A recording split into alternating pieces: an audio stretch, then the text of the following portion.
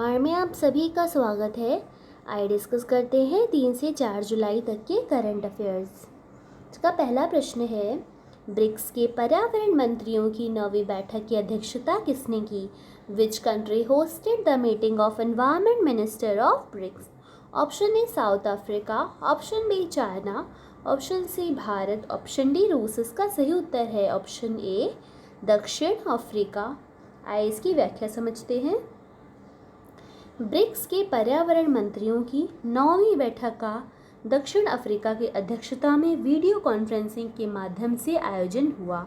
इसका विषय सतत विकास के लिए 2030 एजेंडा की प्राप्ति की दिशा में ब्रिक्स के बीच पर्यावरण सहयोग को आगे बढ़ाना था। अगला प्रश्न है, बच्चों की बेहतर सुरक्षा के लिए किए गए प्रयासों के परिणाम स्वरूप भारत का नाम किस रिपोर्ट से हटा दिया गया है? On which report name of India is discarded for safety of children? Option A अंतर्राष्ट्रीय न्यायालय इंटरनेशनल कोर्ट, ऑप्शन बी विश्व bank world bank, option C IMF, option D संयुक्त राष्ट्र UN। इसका सही उत्तर है ऑप्शन डी संयुक्त राष्ट्र। आइए इसकी व्याख्या समझते हैं।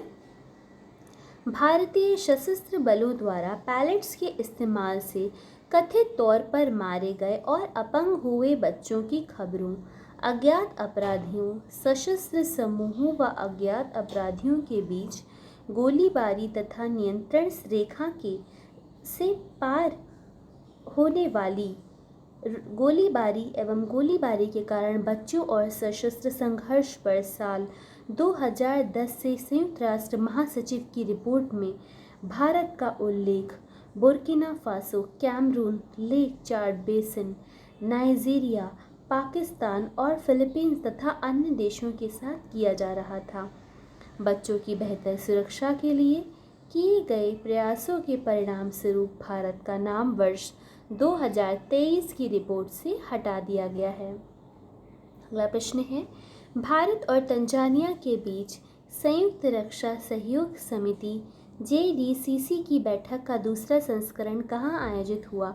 Where was the second edition of India Tanzania combined defence meeting conducted? Option A New Delhi, option B Arusha, option C Kishango, option D Coimbatore. इसका सही उत्तर है ऑप्शन बी अरुषा। आइए इसकी व्याख्या समझते हैं। भारत और तंजानिया के बीच संयुक्त रक्षा सहयोग समिति JDCC की बैठक का दूसरा संस्करण अरुषा में आयोजित किया गया था। संयुक्त सचिव श्री अमिताभ प्रसाद के नेतृत्व में भारतीय प्रतिनिधिमंडल में रक्षा मंत्रालय और सशस्त्र बलों के वरिष्ठ अधिकारी शामिल थे। अगला प्रश्न है, सरकार ने चीनी सीजन 2023-24 के लिए गन्ना किसानों को चीनी मिलों द्वारा दिए गन्ने के उचित और लाभकारी मूल्य को मंजूरी दी। What is the price fixed by government for sugarcane farmers for sugar session 2023-24? Option A 282 रुपये, ऑप्शन बी 307 रुपये, ऑप्शन सी 315 रुपये, ऑप्शन डी 322 रुपये। इसका सही उत्तर है ऑप्शन सी 315 रुपये। आइए इसकी व्याख्या समझते हैं। गन्ना किसानों के हितों को ध्यान में रखते हुए प्रधानमंत्री श्री नरेंद्र मोदी की अध्यक्षता में आर्थिक मामलों पर कैबिनेट कमेटी CCEA ने 10.25% की मूलभूत रिकवरी दर के लिए 315 रुपये प्रति क्विंटल पर चीनी सीजन 2023-24 अक्टूबर से सितंबर के लिए गन्ने की उचित और लाभकारी मूल्य FRP को मंजूरी दे दी। 10.25% से अधिक की रिकवरी में प्रत्येक 0.1% की वृद्धि के लिए 3.07 रुपये प्रति क्विंटल का प्रीमियम प्रदान करने और रिकवरी के लिए प्रत्येक 0.1% की कमी के लिए FRP में 3.07 रुपये प्रति क्विंटल की कमी करने को मंजूरी दी गई है। यहाँ प्रश्न है, प्रोफेसर प्रशांत चंद्र महालनोबिस किस क्षेत्र से संबंधित थे? Professor Prashant Chandra Mahalanobis was related to which field? Option A दार्शनिक फिलोसोफर, ऑप्शन बी लेखक, ऑप्शन सी समाज सुधारक, ऑप्शन डी सांख्यिकी विद स्टैटिस्टिशियन। इसका सही उत्तर है ऑप्शन डी सांख्यिकी विद स्टैटिस्टिशियन। की व्याख्या समझते हैं।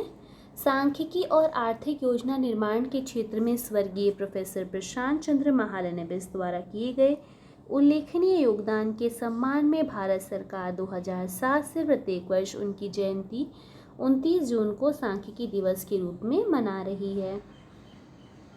अगला प्रश्न है, $1 ट्रिलियन के वस्तु निर्यात लक्ष्य को कब तक हासिल किया जा सकता है? When will India achieve the target to export 1 trillion goods? Option A 2025, Option B 2027, Option C 2030, Option D 2032। इसका सही उत्तर है ऑप्शन सी 2030।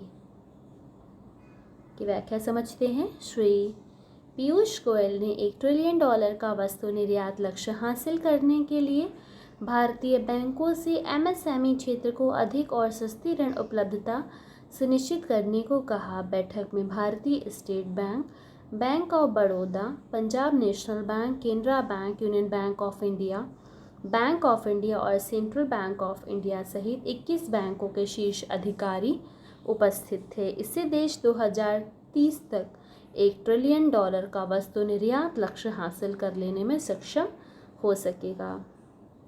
धन्यवाद।